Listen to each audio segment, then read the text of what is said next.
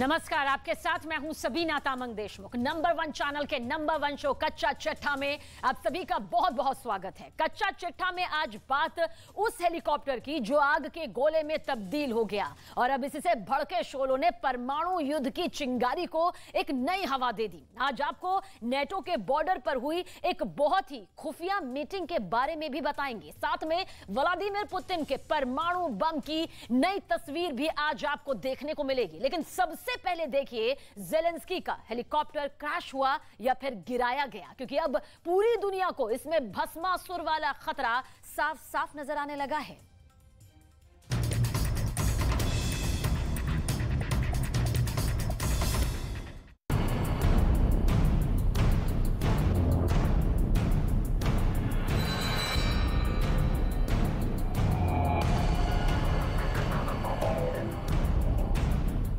Kyiv के करीब ये आग देखिए, हर तरफ तबाही ही तबाही। नहीं लगता कि यहां कुछ बचा होगा। ये कीव के करीब ब्रोवरी का इलाका है और यहां एक धमाके से पूरा यूक्रेन पूरी तरह से हिल चुका है। ये उस हेलीकॉप्टर का मलबा है जो इस इमारत से टकराया और फिर आग के गोले में बदल गया।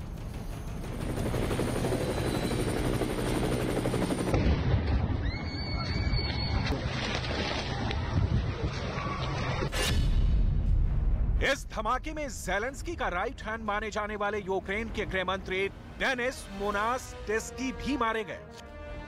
यह ज़ेलेंस्की के लिए बहुत बड़ा झटका है, क्योंकि डेनिस मोनास्टेस्की ज़ेलेंस्की के सबसे करीबी लीडर माने जाते थे। इस ट्रेजेडी ने पूरे यूक्रेन को सदमे में पहुंचा दिया है, क्योंकि इस हेलीकॉप्टर के गिरने को लेकर हादसे से लेकर साजिश वाली कई थ्योरी सामने आ रही हैं। पहले समझिए कि ब्रोवरी में इस हेलीकॉप्टर के साथ क्या हुआ।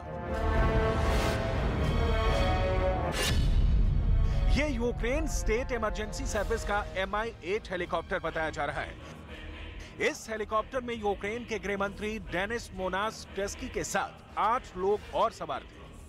हेलीकॉप्टर ऐसा गिरा कि कोई जिंदा नहीं बचा और इसमें उनके डिप्टी मिनिस्टर के अलावा गृह सचिव की भी मौत हो गई। जमीन पर जहां ये Mi-8 हेलीकॉप्टर गिरा वहां एक स्कूल भी था।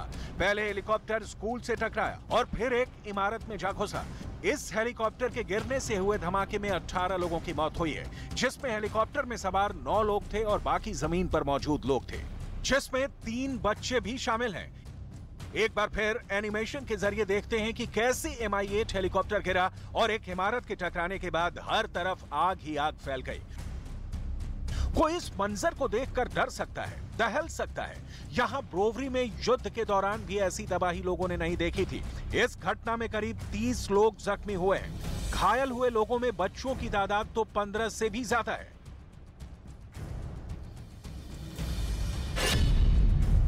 क्या यह हादसा था? क्या ये हमला था? क्या ये किसी तरह का सैबोटेज यानी साजिश थी? या फिर इस हेलीकॉप्टर के गिरने की वजह रूस की मिसाइल नहीं बल्कि यूक्रेन का अपना एयर डिफेंस सिस्टम था? यानी क्या ज़ेलेंस्की की फोर्स ने अपने मंत्री का हेलीकॉप्टर मिसाइल से मार गिराया?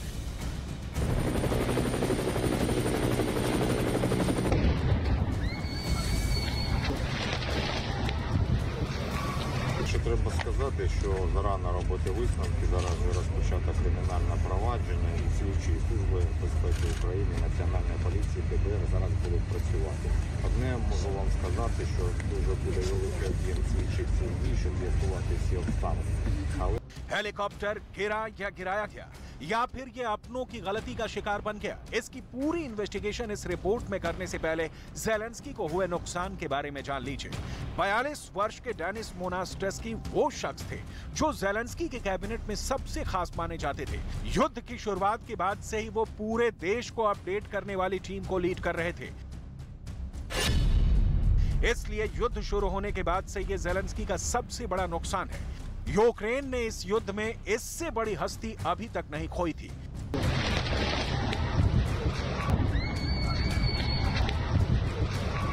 यूक्रेन के युद्ध की शुरुआत से ही वहां का आसमान सुरक्षित नहीं माना जाता है, लेकिन गृहमंत्री डेनिस मोनास्टेस्की अक्सर हवाई दौरे किया करते थे। बताया जा रहा है कि गृह मंत्री डेनिस मोनास्टेस्की का हेलीकॉप्टर जिस रूट के ऊपर से गुजर रहा था वो युद्ध में एयर डिफेंस जोन के लिहाज से एक बड़ा हॉटस्पॉट माना जाता है।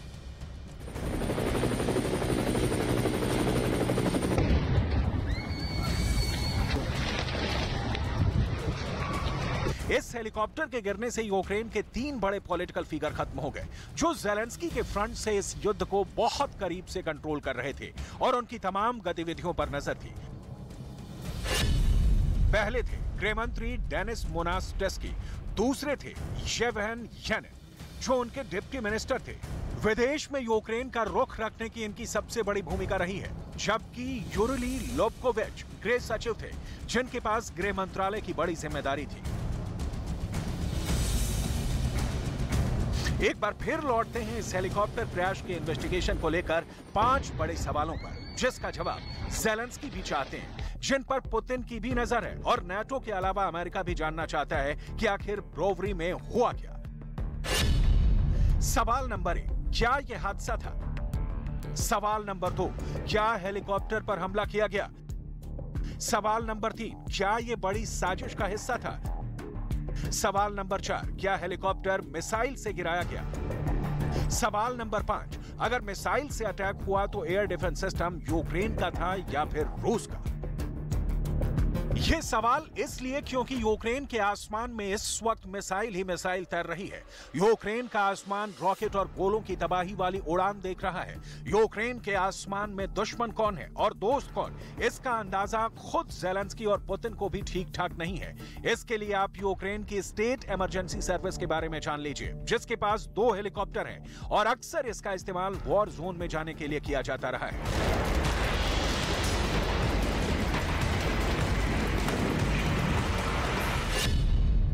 इसमें एक हेलीकॉप्टर है MI-8 और दूसरा है मेडिकल इमरजेंसी के लिए यूरोकॉप्टर EC-145। इनमें MI-8 हेलीकॉप्टर MI-17 का पुराना वर्जन है, जिसमें 3 क्रू मेंबर के अलावा 24 लोग बैठ सकते हैं।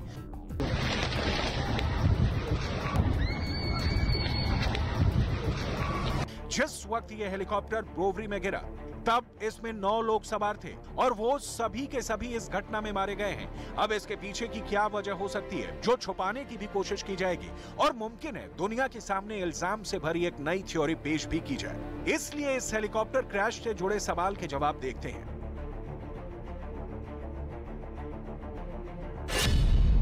पहला सवाल, क्या यह हादसा था? तो यह मुमकिन है, लेकिन इसके लिए ब्लैक बॉक्स यानी फ्लाइट डेटा रिकॉर्डर की जांच करनी होगी। दूसरा सवाल, क्या हेलीकॉप्टर पर हमला किया गया? ज़ेलेंस्की ने यह दावा नहीं किया है, ना ही कोई इल्जाम रूस पर लगाया है। तीसरा सवाल, क्या यह बड़ी साजिश का हिस्सा था? इसकी जांच भी ब्लैक बॉक्स से होगी कि आखिरी पलों में क्या हुआ था। चौथा सवाल, क्या हेलीकॉप्टर मिसाइल से गिराया गया? अभी तक किसी भी ग्राउंड फायर या मिसाइल टकराने की रिपोर्ट नहीं मिली है। पांचवा सवाल, अगर मिसाइल से अटैक हुआ तो एयर डिफेंस सिस्टम यूक्रेन का था या फिर रूस का? यह बहुत ही अहम सवाल है, क्योंकि ज़ेलेंस्की की फौज पहले ऐसी गलती कर चुकी है। आपको याद होगा कि ज़ेलेंस्की ने इल्जाम लगाया था कि पोलैंड में गिरी मिसाइल रूस की थी, लेकिन बाद में ज़ेलेंस्की पूरी तरह एक्सपोज हो गए थे। उनके इल्जाम को खारिज करने वालों में खुद बाइडेन भी शामिल थे।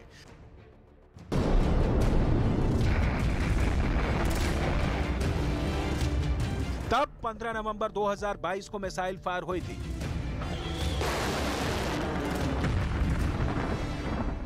टारगेट पर क्या था, दुनिया अनजान थी।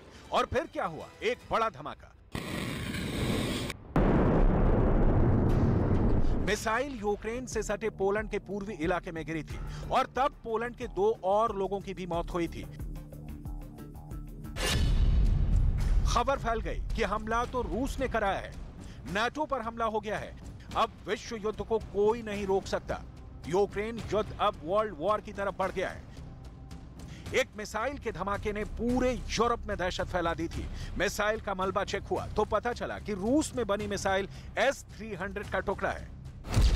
ज़ेलेंस्की ने सबूत नंबर 1 दिखाया, ज़ेलेंस्की ने सबूत नंबर 2 भी दिखाया, ज़ेलेंस्की ने सबूत नंबर 3 भी दिखाया।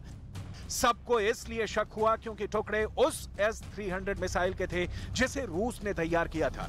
इसलिए लगा कि हमला भी जरूर पुतिन ने कराया होगा। लेकिन शक ज़ेलेंस्की पर भी गहराया, सवाल उठने लगे।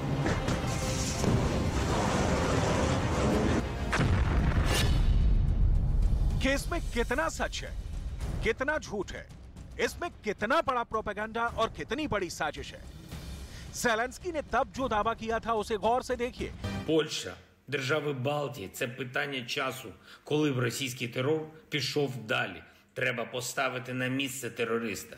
Чим довше Росія відчуває безкарність, тим більше буде загроз для усіх, кого можуть досягнути російські ракети.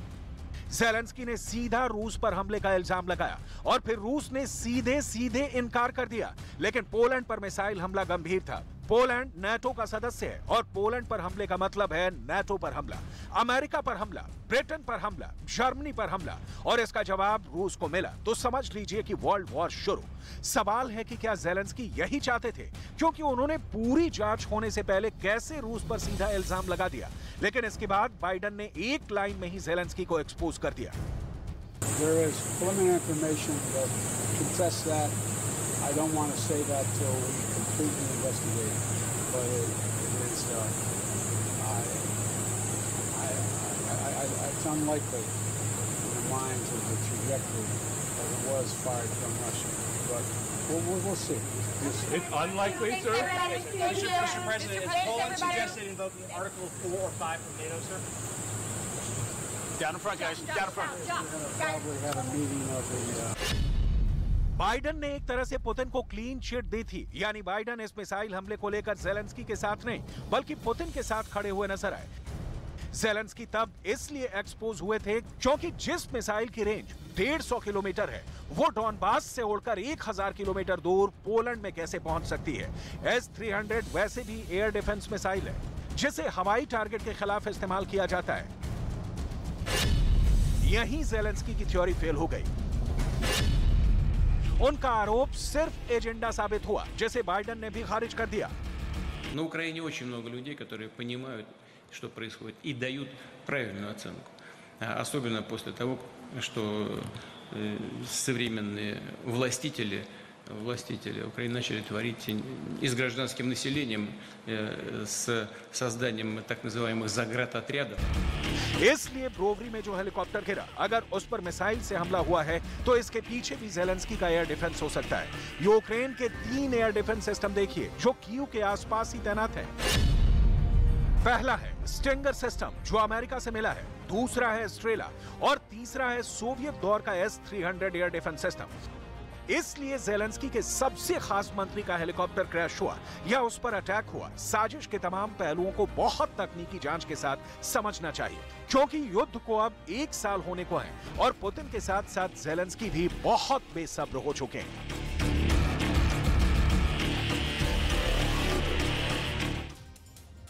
और अब आप इस बात को समझिए कि यूक्रेन के अंदर भी बहुत खतरनाक युद्ध चल रहा है और यूक्रेन के बाहर इससे भी बड़ी जंग की तैयारी अब होने लगी है। अब खबर सामने आ रही है कि अमेरिका और यूक्रेन के जनरल की एक खुफिया मीटिंग भी हुई, जिसके बाद अब यह माना जा रहा है कि नेटो अब खुलकर रूस पर हमला करेगा। इधर व्लादिमीर पुतिन ने ऐलान कर दिया है कि अगले 72 घंटे के अंदर रूस बहुत बड़ा हमला करने वाला है। क्या यह पूरी प्लानिंग है? इस स्पेशल रिपोर्ट के जरिए आप देखें।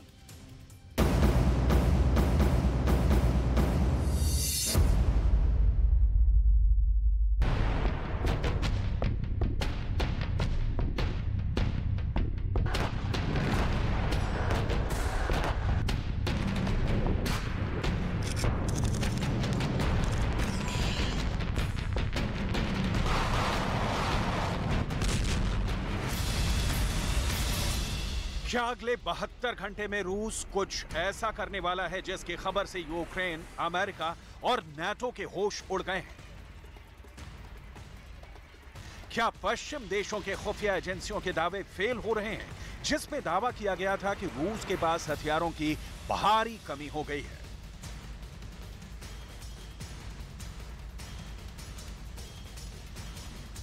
क्या राष्ट्रपति पुतिन रूस के स्पेशल ऑपरेशन से मार्च 2023 तक पूरे यूक्रेन पर कब्जा कर लेंगे? लगभग 11 महीने से चल रही जंग में क्या अब रूस युद्धपोत और पनडुब्बियों को तबाह करने वाली मिसाइलों से यूक्रेन पर खौफनाक हमले कर रहा है? आखिर जंग में अब ऐसा क्या हो रहा है कि पोलैंड के प्रधानमंत्री को कहना पड़ रहा है कि अगर यूक्रेन जंग में हारा तो तीसरा विश्व युद्ध शुरू हो जाएगा?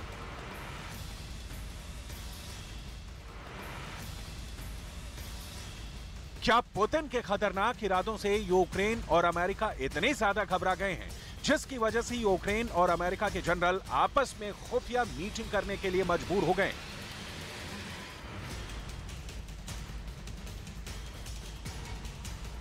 300 दिन से ज्यादा की जंग में पुतिन ने साबित कर दिया है कि पुतिन का रूस भयानक जंग करने में सबका बॉस है।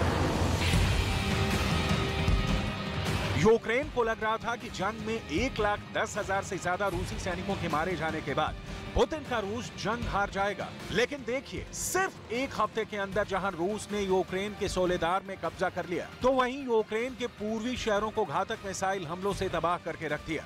चाहे यूक्रेन का नेप्रो शहर हो या फिर कीव, रूस की मिसाइलों को ना तो यूक्रेन का डिफेंस सिस्टम रोक पाया और ना ही अमेरिका की घातक मिसाइल। एक हफ्ते में ही यूक्रेनी लोगों की चीखें निकलने लगी। अब यूक्रेन, नाटो और अमेरिका भी कहने लगे हैं कि रूस के घातक हमलों को रोकने के लिए यूक्रेन के पास हथियारों की भारी कमी है। यूक्रेन की जनता भी अब चीख चीख कर सड़कों पर कह रही है कि यूक्रेन को बेहतर मिसाइल डिफेंस सिस्टम दो, लंबी दूरी की घातक मिसाइलें दो, वरना यूक्रेन रूस के हाथों बेमौत मारा जाएगा। More help to protect our sky, to protect our people, because many of them are dying right now, and it's such a grief to live here, and every day we see this. Our message is to our partners: please give us more rockets. We need.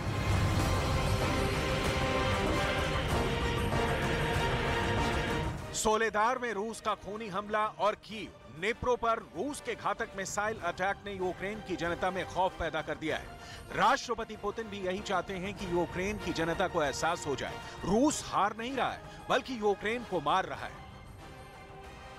अब तो ये भी खबर आ रही है कि अगले 72 घंटे में रूस यूक्रेन पर और भी ज्यादा भयानक हमले करने जा रहा है। शायद यही वजह है कि अभी तक रूस की हार का दावा करने वाले यूक्रेन और अमेरिका भी पुतिन से खौफ खाने लगे हैं, जिसकी वजह से यूक्रेन और अमेरिका के जनरल्स ने यूक्रेन पोलैंड सीमा में एक सीक्रेट जगह पर खुफिया मीटिंग की है। कुछ रिपोर्ट्स के मुताबिक पुतिन के सख्त तेवरों से यूक्रेन और अमेरिका बुरी तरह से घबरा गए हैं। रिपोर्ट में दावा किया गया है कि अमेरिका और यूक्रेन के बीच यूक्रेन पोलैंड सीमा पर खुफिया मीटिंग हुई है। इस खुफिया मीटिंग में अमेरिकी सेना के प्रमुख जनरल मार्क मिले और यूक्रेनी सेना के चीफ जनरल वालेरी जालुझनी आपस में मिले। जंग को 1 साल होने वाला है। ऐसा पहली बार है जब यूक्रेन और अमेरिका के जनरलों के बीच मीटिंग हुई। गुप्त जगह पर हुई इस मीटिंग में सोलेदार पर रूस का कब्जा और नीप्रो में रूस के घातक मिसाइल हमलों पर काफी विस्तार से बात हुई है। इसके अलावा यूक्रेन ने अमेरिका से साफ कहा है कि America patriot air defence system जल्द से जल्द यूक्रेन को दे। खबरों के मुताबिक मीटिंग में अमेरिका और यूक्रेन के बीच इस बात को लेकर भी चर्चा हुई है कि रूस को कैसे हराया जाए। रूस के भयानक हमलों के बीच अमेरिका के जनरल मार्क मिले और यूक्रेन के चीफ जनरल वालेरी जालुझनी के बीच खुफिया मीटिंग ने डिफेंस एक्सपर्ट्स को चौंका दिया है। खबरों के मुताबिक रूस ने जिस तरह से नीप्रो और सोल्वो रॉकेट सिस्टम से घातक मिसाइलों से हमला किया है, उससे यूक्रेन और अमेरिका बुरी तरह से घबराए हुए हैं, क्योंकि रूस ने अपनी एयरफोर्स, युद्धपोतों और जमीन से सोल्वो मिसाइल सिस्टम से पूर्वी यूक्रेन पर भयानक हमले किए हैं, जिसमें बहुत बड़े पैमाने पर यूक्रेनी मारे गए हैं। रूस के इस हमले के बाद से यूक्रेन में दहशत है, जबकि अमेरिका हैरान है। देखिए अमेरिका में पेंटागन के प्रवक्ता जनरल पैट राइटर क्या कह रहे हैं। You know that Russia launched a very heavy salvo of missiles from aircraft, from naval vessels, and from land against Ukrainian civilian infrastructure and civilian targets over the weekend. I think, again, it just highlights the nature of this conflict and the lack of civility on the. पिछले 2 हफ्तों में रूस ने Ukraine पर कब्जा करने के mission को बहुत तेज कर दिया है। 3 दिन तक जबरदस्त खून खराबे के बाद रूस ने 12 जनवरी 2023 को यूक्रेन के सोलेदार पर कब्जा कर लिया है। दावों के मुताबिक महज 3 दिन की लड़ाई में 10,000 से ज्यादा रूसी सैनिक मारे गए हैं, लेकिन 200 किलोमीटर में फैली नमक की सुरंग वाले शहर सोलेदार अब रूस के कब्जे में है। डिफेंस एक्सपर्ट्स के मुताबिक 2 हफ्ते में रूस ने पूर्वी और दक्षिणी यूक्रेन पर खास तौर से अपना फोकस रखा है। रूस चाहता है कि पूरे डॉनबास पर रूस का जल्द से जल्द कब्जा हो जाए। Полномасштабные военные действия на Донбассе с 2014 года не прекращались с применением тяжелой техники, артиллерии, танков и авиации.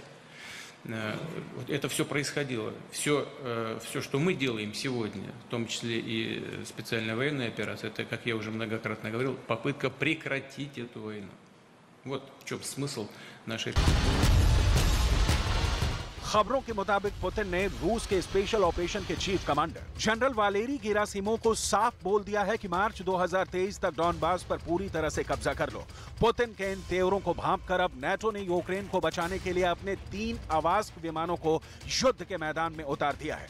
खबर के मुताबिक रोमानिया में तैनात नाटो के 3 निगरानी विमानों में से 2 बुखारेस्ट के पास एक हवाई ठिकाने पर पहुंच गए हैं। 3 आवास्क विमान जंग में पुतिन की फौज पर निगरानी रखेंगे।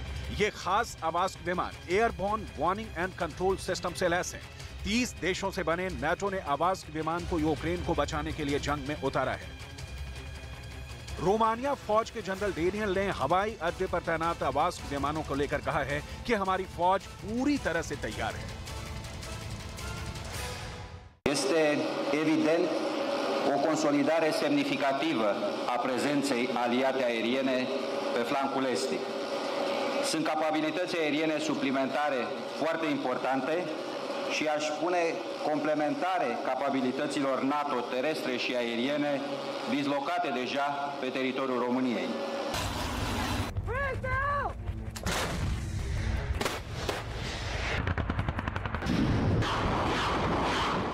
हैरानी की बात तो यह है कि नाटो और यूक्रेन उस वक्त सबसे ज्यादा जंग की तैयारी कर रहे हैं जब यूक्रेन और नाटो दावा कर रहे थे कि रूस जंग में हार रहा है और यूक्रेन जीत रहा है। लेकिन देखिए, रूस ने इस वक्त यूक्रेन के 13 से ज्यादा शहरों पर भारी तबाही मचाई हुई है। 3 दिसंबर 2022 से अब तक रूस ने 800 से ज्यादा बड़ी मिसाइलों से यूक्रेन को बर्बाद कर दिया है। राष्ट्रपति ज़ेलेंस्की बंकर में, जबकि जनता शहर छोड़कर भाग रही है।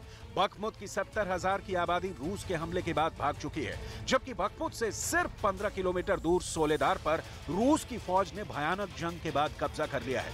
जानकारों के मुताबिक सोलेदार की भीषण जंग में पुतिन की प्राइवेट आर्मी वैगनर ग्रुप के 30,000 से ज्यादा लड़ाके मारे गए हैं, जबकि रूस के 10,000 सैनिकों की मौत सोलेदार में हुई है। अमेरिका को भी अब मानना पड़ा है कि रूस जंग हार नहीं रहा है, बल्कि रूस जंग को और तेज कर रहा है। Committed to sustaining our security assistance to Ukraine as it defends its people against Russia's brutal attacks, like the one we saw just this weekend on an apartment building in Dnipro on Saturday, far from the front lines. The senseless attack was launched from a missile designed to sink ships and kill dozens of people, wounded scores more. The youngest was just 3 years old. जंग के ताजा हालातों को देखकर defence experts भी कहने लगे हैं, भले ही यूक्रेन की सैन्य मदद नाटो के 30 देश अमेरिका और ब्रिटेन कर रहे हों, लेकिन पुतिन के रूस ने साबित कर दिया है कि रूस जंग जीतने से पहले नहीं रुकेगा, चाहे भले ही इसके लिए तीसरा विश्व युद्ध क्यों न करना पड़े। इधर रूस और यूक्रेन के युद्ध को लेकर पोलैंड के प्रधानमंत्री मार्टोस मोरवाविकी ने बड़ी चेतावनी दे डाली है। उन्होंने कहा है रूस के खिलाफ यूक्रेन को हथियार देकर मदद करें। यूक्रेन में रूस के हमले के बाद से भारी तबाही देखने को मिली है। अगर यूक्रेन युद्ध में हारा तो यूक्रेन की हार तीसरे विश्व युद्ध की शुरुआत हो सकती है। रूस यूक्रेन पर बिना रोके ताबड़तोड़ हमले कर रहा है। इधर यूक्रेन को समझ नहीं आ रहा कि वो कैसे रूस के हमलों को नाकाम करे, जबकि नाटो देशों के हथियार वक्त पर यूक्रेन नहीं पहुंच रहे हैं। इन्हीं हालातों को देखकर पोलैंड के प्रधानमंत्री मोरवाविकी ने जोर देकर कहा कि जर्मनी को यूक्रेन को लियोपार्ड 2 टैंक की डिलीवरी की परमिशन तुरंत देनी चाहिए। वरना जंग में यूक्रेन के सैनिकों को रूस बुरी तरह से रौंद डालेगा। यानी इस वक्त रूसी हमलों ने न सिर्फ यूक्रेन को बुरी तरह से डरा दिया है, बल्कि अब तो नाटो और अमेरिका को भी लगने लगा है कि पुतिन जंग में बाजी पलट रहे हैं, और वो भी तब जब यूक्रेन को अरबों खरबों रुपए के बेहद घातक हथियार मिल चुके हैं। अब ऐसे में सवाल उठता है कि क्या रूस ने नाटो, अमेरिका और ब्रिटेन को मजबूर कर दिया है कि या तो तीसरा विश्व युद्ध करो या फिर यूक्रेन में अपनी हार मानो। आज तीसरे विश्व युद्ध के 3 सिग्नल एक साथ मिले। इनमें 2 सिग्नल रूस ने अपने परमाणु हथियारों का मूवमेंट दिखाकर कर दिया, तो वहीं तीसरा सिग्नल पोलैंड के प्रधानमंत्री ने एक बहुत ही डरावना बयान देकर दिया। रूस के न्यूक्लियर संकेत आखिर कितने डरावने हैं? पोलैंड के पीएम ने क्या बोलकर तीसरे विश्व युद्ध की चेतावनी दे डाली? इस स्पेशल रिपोर्ट के जरिए देखें।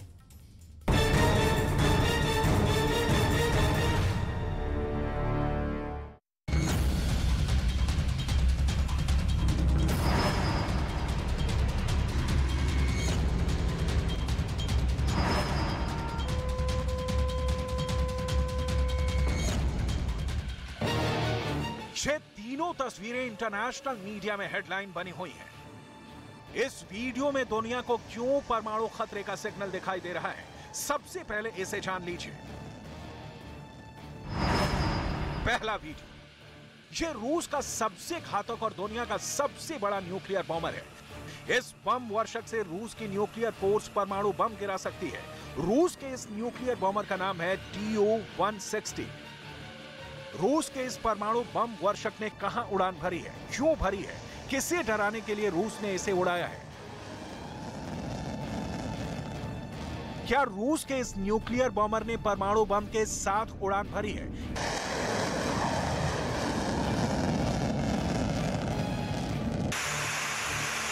इसे तफसील से आपको बताएंगे, उससे पहले ये दूसरा वीडियो देख लीजिए।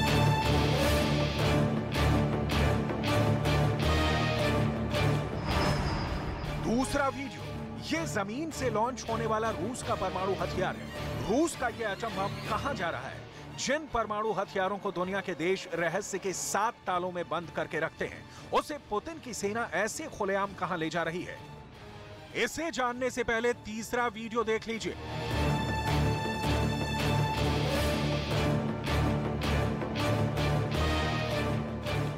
क्योंकि उसे देखने के बाद बात शीशे की तरह साफ हो जाएगी।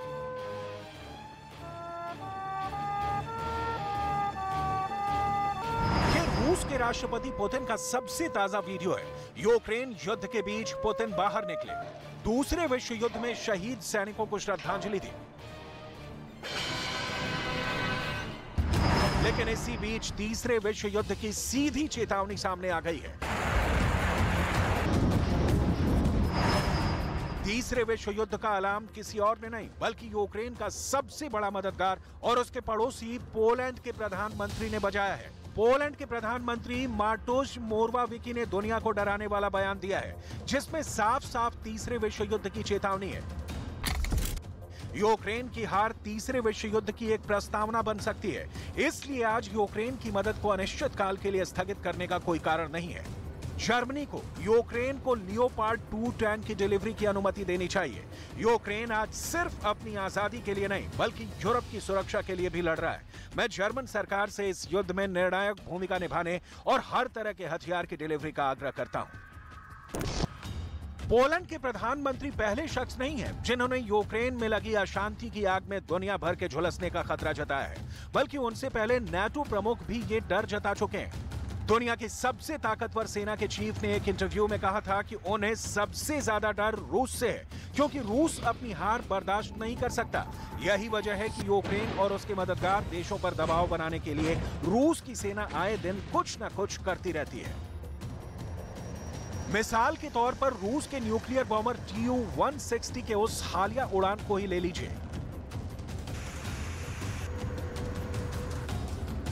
रूस ने अभी तक अपने इस खतरनाक बॉम्बर को यूक्रेन में नहीं उतारा है। यह ऐसा बॉम्बर है जिससे यूरोप और अमेरिका तो बहुत अच्छी तरह वाकिफ है, क्योंकि इन्हें ऐसे ही बड़े टारगेट पर परमाणु हमले के लिए तैयार किया गया है। Tu-160 ये दुनिया का सबसे बड़ा न्यूक्लियर बॉम्बर है जो आवाज से भी तेज गति से उड़ता है। रूस के पास ऐसे 17 से ज्यादा बॉम्बर हैं और अब इनकी तादाद 25 से ज्यादा किए जाने की तैयारी है। 40,000 किलो बम और मिसाइल लेकर उड़ने वाला ये बॉम्बर आसमान में अमेरिका की सबसे बड़ी दहशत माना जाता है।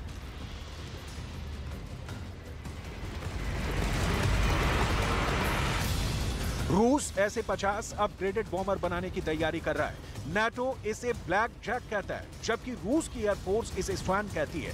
इसे अमेरिका के B-1 बॉम्बर की टक्कर में रूस ने तैयार किया था और अब ऐसे नए बॉम्बर रूस की वायुसेना में शामिल किए जा रहे हैं। Tu-160 की टॉप स्पीड 2220 किलोमीटर प्रति घंटा है। यह विमान 1,10,000 किलो के कुल वजन के साथ उड़ान भरने में सक्षम है। इसके पंखों का फैलाव 56 मीटर है। रूस की सेना में इस वक्त 17 Tu-160 स्ट्रेटेजिक बॉम्बर्स मौजूद हैं। लेकिन क्या रूस ने अपने इन बॉम्बरों को परमाणु बम से लैस कर दिया है? इसका जवाब सिर्फ रूस के पास है। रूस ने इस परमाणु बम वर्षक विमान को आर्कटिक सागर के ऊपर उड़ाने का दावा किया है। हालांकि रूस की तरफ से इसकी पक्की लोकेशन की जानकारी नहीं दी गई है, लेकिन उस बॉम्बर का उड़ान अपने आप में बहुत बड़ा संकेत देता है। पुतिन इस वक्त युद्ध की नई रणनीति को लेकर कितने गंभीर हैं, इसके लिए आपको रूस की जमीन पर ले चलते हैं।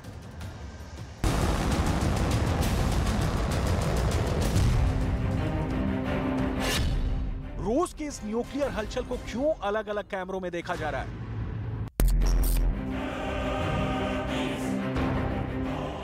अगर ये रूस का परमाणु हथियार है तो एटम बम कहां जा रहा है? जिन परमाणु हथियारों को दुनिया के देश रहस्य के 7 तालों में बंद करके रखते हैं, उसे पुतिन की सेना ऐसे खुलेआम कहां ले जा रही है?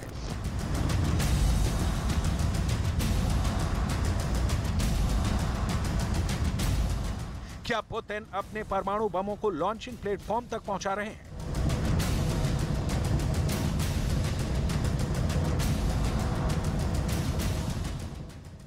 क्या रूस की न्यूक्लियर फोर्स यहां परमाणु बम सेट कर रही है?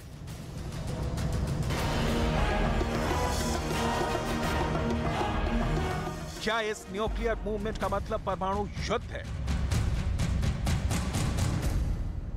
ऐसा रूस ने पहली बार नहीं किया है। एक हफ्ते में रूस ने तीसरी बार अपने परमाणु हथियारों को दुनिया को ऐसे खुलेआम दिखाया है।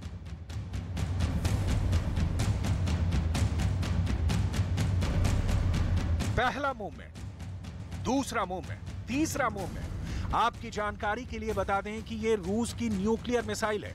रूस की यह मिसाइल कितनी खतरनाक है, इसे आप इस बात से समझ सकते हैं कि इस एक मिसाइल के साथ 6 परमाणु बम फिट हो सकते हैं। देखिए परमाणु बम से लोडेड मिसाइल कैसे टारगेट को साधती है, कैसे दुश्मन के रेडार से खुद को छिपाकर मार करती है।